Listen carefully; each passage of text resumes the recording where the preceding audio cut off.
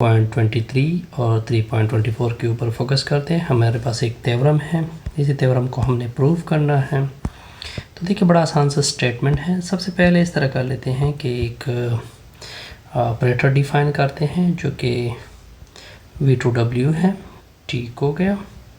अब fundamental theorem of linear algebra FDLA के मुताबिक क्या हम लिख सकते हैं, dimension V equal to dimension null of T plus dimension range of T। देखिए वो कहते हैं कि अगर ये कंडीशन से वो आपके पास हो तो आप साबित कर दें कि V और W के दरमियान कोई इंजेक्टिव मैपिंग नहीं होगा। तो देखिए इंजेक्टिव का ताल्लुक नल ऑफ T के साथ होता है। क्यों मैंने कहा, क्योंकि नल ऑफ T हम किसकी इक्वल कर सकते हैं, अगर ज़ीरो वेक्टर की इक्वल आ गई तो T क्या होगा, इंजेक्टिव होगा। तो इस वजह से इसको निकालो इस इक्वेशन से। तो dimension of null of T का रिज़ल्ट इक्वल आ जाएगा dimension V minus dimension range of T। यहाँ तक हो गई। यानी इस रिज़ल्ट को मैं अगर पूरा लिखो, dimension null of T equal to dimension V minus dimension range of T के साथ। तो अब देखिए, अब आपको कंडीशन क्या गिवन है, आपको एक कंडीशन गिवन है। क्या कंडीशन गिवन है, अगर मैं आपको लिख के दे दूँ कि dimension V less than dim W। इसको मैं इस तरह भी लिख सकता हूँ, सॉरी ग्रेटर,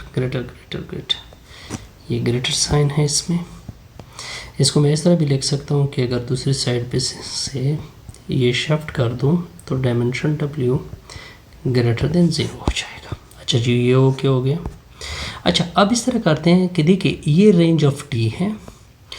अगर मैं इस रेंज ऑफ T को W से रिप्लेस कर दूं, पहले दरमियान में इक्वलिटी है क्योंकि रेंज ऑफ T से वो बड़ा है, W तो बड़ा है क्योंकि ये सबसेट होता है। तो आपकी ये इक्वलिटी का जो रिज़ल्ट है ये किस तरह हो जाएगा, डायमेंशन नल ऑफ T ये ग्रेटर इक्वल में तब्दील होगा। मैं भी सम केसेस इक्वल आ जाए तो ये रिज़ल्ट कुछ इस तरह से रिज़ल्ट आ जाए।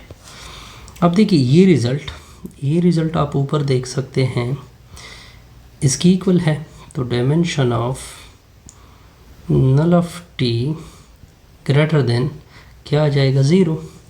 अगर ये 0 की इक्वल हो जाता, अगर इसका डायमेंशन 0 की इक्वल आ जाता तो नल ऑफ T में सिर्फ 0 वेक्टर होता, तो हम कह सकते थे T इंजेक्टिव है। अब ये तो ग्रेटर देन 0 है, नल ऑफ T के बराबर 0 नहीं आ गया, hence T is not injective. बड़ा आसान सा रिज़ल्ट था ये तो। अब आते हैं नेक्स्ट की तरफ। नेक्स्ट भी बड़ा सिंपल होगा जी।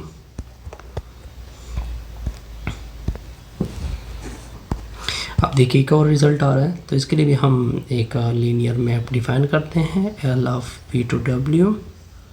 कहते हैं कि T सर्जेक्टिव नहीं होगा। तो सर्जेक्टिव के लिए हम कंडीशन क्या है हमारे पास कि रेंज ऑफ T को इक्वल आना चाहिए W के। अगर मैं ये कंडीशन सेटिस्फाइड करूँ तो सर्जेक्टिव होगा, अदरवाइज सर्जेक्टिव नहीं होगा। लेकिन अब इसी केस में हमने सर्जेक्टिव नॉट प्रूव करना है, तो इसका मतलब ये नॉट इक्वल होगा। अच्छा जी, FDL फंडामेंटल थ्योरम FDLA के मुताबिक क्या रिज़ल्ट है, fundamental theorem of linear algebra के मुताबिक डायमेंशन V इक्वल होता है dimension null of T plus dimension range of T के साथ। अब ये इसका सारा ताल्लुक सर्जेक्टिव का सारा ताल्लुक रेंज के साथ होता है। इसको निकालो, इसको इधर शिफ्ट करोगे तो dimension range of T equal आ जाएगा dimension V minus dimension null of T के साथ। किसके साथ इक्वल आ जाएगा, डायमेंशन नल ऑफ T के साथ इक्वल आ जाएगा। अब देखें ये इससे अगर निकल जाए, ये अगर इससे निकल जाए तो यहाँ पे क्या आ रही है, इक्वलिटी आ रही है। अगर मैं इसको लूज़ करूँ, इसको फिनिश कर दूँ, तो अब आप देखें आपकी इनइक्वालिटी कुछ इस तरह से आ जाएगी। अब ये इक्वालिटी लेसर में तब्दील होगी, क्योंकि फॉर एग्जांपल अगर इसमें वन डायमेंशन कभी पड़ा हो, यानी 0 डायमेंशन कभी पड़ा हो फॉर एग्जांपल, फिर तो इक्वालिटी के आसपास यानी इनइक्वल। कुछ डायमेंशन अगर इसे सब्ट्रैक्ट हो जाए फिर भी यानी ये रिज़ल्ट आ जाएगा, तो ये डायमेंशन ऑफ v आ जाएगा। इसको मैंने लूज़ किया। अब देखिए आपको कंडीशन क्या गिवन है, अगर आप कंडीशन देखें, आपको कंडीशन गिवन है कि dimension v less then dimension w। ठीक हो गया, तो इसका मतलब ये बना कि ये किस से लेस है, डायमेंशन w से। तो इन दोनों के दरमियान लेस कंडीशन आ जाएगी, तो dimension range of t less आ जाएगा डायमेंशन w से।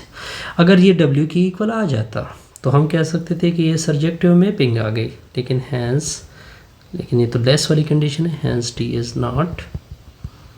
Is not surjective. इसी केस में t सर्जेक्टिव नहीं है। इससे हमारी ये वीडियो को